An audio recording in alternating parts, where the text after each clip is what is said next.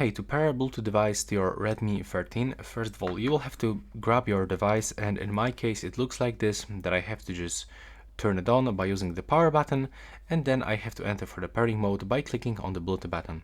So find on your device how to actually enter for this pairing mode. Then all you have to do is just to open the Bluetooth settings.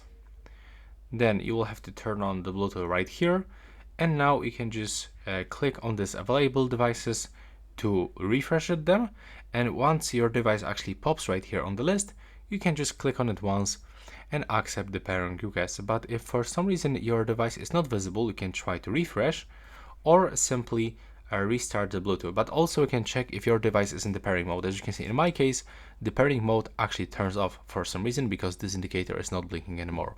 So be sure that your device is in the pairing mode and then select from the list. So right now, please subscribe.